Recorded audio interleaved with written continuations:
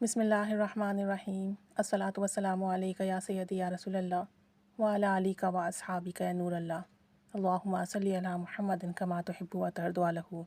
درود شریف پڑھیے، استغفار کیجیے، محبت سے پڑھیے، انشاءاللہ اللہ تعالیٰ اس کا فیض ملے گا۔ بہت سارے ممبرس کی بہت سارے میسیجز آتے ہیں کہ آپ یہ بتائیں آپ کیا پڑھتی ہیں، آپ کے کیا اپنے ایکسپیرینسز ہیں۔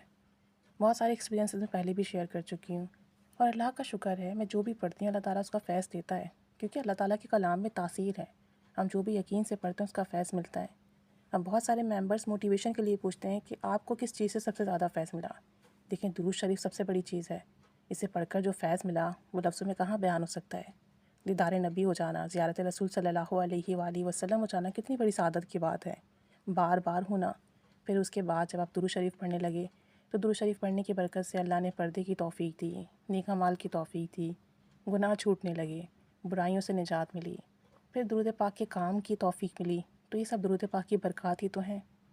دنیاوی اعتبار سے لوگ سمجھتے ہیں کہ اگر ہمارے پاس دولت آ جائے یا ہمارے اسباب بڑھ جائیں تو ہمیں فیض ملا، لیکن اگر آپ یہ دیکھیں کہ اگر آپ اللہ اور اس کے رسول صلی اللہ علیہ وآلہ وسلم کے راستے پر چل رہے ہیں تو کامیابی تو اسی میں ہی ہے۔ تو سب سے زیادہ فیض تو درود پاک کا ہی ہے۔ پھر استغفار کیا تو مزید فیض ملا۔ لیکن ایک بات ہے کہ کبھی کوئی مشکل آ جائے، کوئی پریشانی آ جائے تو 2 رکعت نماز نفل حاجات کے پڑھ کے اس کا جو ثواب بی بی فاطمہ رضی اللہ تعالی عنہا کو کیا، اس کے بعد تسبیح فاطمہ پڑھی جو کہ 33 بار سبحان اللہ، 33 بار الحمدللہ اور 34 بار اللہ اکبر ہے۔ تسبیح فاطمہ پڑھ کے نفل کا ثواب اور تسبیح فاطمہ کا ثواب بی بی فاطمہ رضی اللہ تعالی عنہا کی روح مبارک کو کیا، اور اللہ تعالیٰ سے ان کی وسیلے سے دعا مانگی۔ جب بھی مانگی الحمدللہ رب العالمین، دعا قبول ہوئی، پریشانی ختم ہوئی، کام بنے۔ اور سب سے بڑھ کر یہ کہ جب کبھی ایسا محسوس ہوتا ہے کہ دنیاوی معاملات میں اضافہ ہو رہا ہے اور درود پاک میں، استغفار میں وہ لذت نہیں مل رہی، تو جو آپ کا دماغ ہے وہ الجھا ہوا ہے کہ یہ کام بھی کرنا ہے، یہ کام بھی کرنا ہے، اس وقت اگر یہ نفل پڑھ لیے جائیں، اللہ سے دعا مانگی جائے کہ تمام کام سلامتی سے ہو جائیں اور دل دنیا میں زیادہ انوالو نہ ہو، آپ یقین کریں دل کو سکون آ جاتا ہے۔ تو تسبیح فاطمہ اور یہ جو نفل ہیں اس پر میں نے بہت ویڈیوز بنائی اور بہت لوگوں کے ایکسپیرینسز ہیں وسیلہ فاطمہ کے نفل۔ تو یہ جب پڑھے ہیں اسی دن کام بنے۔ ابھی غالباً 2-3 دن پہلے بھی کچھ مسئلہ آ گیا تھا، تو یہ نفل پڑھیں، تسبیح فاطمہ پڑھی، اللہ کے حضور دعا کی، آپ یقین کریں اسی وقت کام بن گیا الحمدللہ رب العالمین۔ نفل حاجات پڑھ کے 3 دفعہ سورہ یاسین پڑھ لیں اور اس کے بعد جو مانگے ملتا ہے، اللہ کا لاکھ لاکھ احسان ہے۔ یہ نفل بھی جب پڑھے اور جب بھی 3 دفعہ سورہ یاسین پڑھ کر اللہ کے حضور رو کر گڑ گڑا کر اپنے جس مقصد کے لیے دعا کی، اسی دن کام بنا، اسی دن حاجات پوری ہوئی۔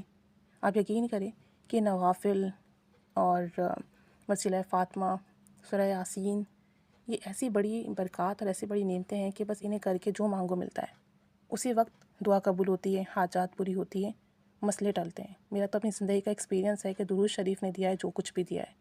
آج جو کچھ بھی اعمال، ذکر اپنی زندگی میں ایڈ ہیں وہ درود پاک کی برکت سے ہی ایڈ ہیں۔ اور درود شریف، استغفار اور اس کے بعد یہ نفل، اور ان نفل کو پڑھ کر جو مانگے وہ ملتا ہے الحمدللہ۔ اسی دن حاجات پوری ہوتی ہے، اسی دن کام بنتا ہے۔ یہ میرا اپنا پرسنل ایکسپیرینس ہے اور بہت سارے لوگوں کے ایکسپیرینسز ہیں۔ تو آپ لوگوں کو بھی کوئی مسئلہ ہو تو یہ نفل ضرور پڑھا کریں وسیلہ فاطمہ کے، اسے پڑھ کر ہدیہ کیا کریں اور پھر دعا کریں، ضرور ضرور آپ کی دعا قبول ہوگی۔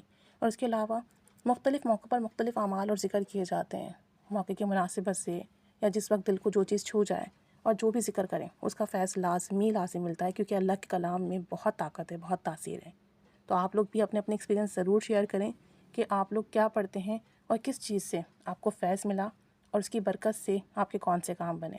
تو انشاءاللہ تعالیٰ دوسروں کے لیے موٹیویشن ہوگی اور ہم سب ذکر و اذکار سے، اعمال سے جڑتے جائیں گے، اور ہم سب جو ہے پریشانیوں سے نکلیں گے، اللہ کا خوب ذکر کریں گے اور خوب شکر گزار بنیں گے انشاءاللہ تعالیٰ۔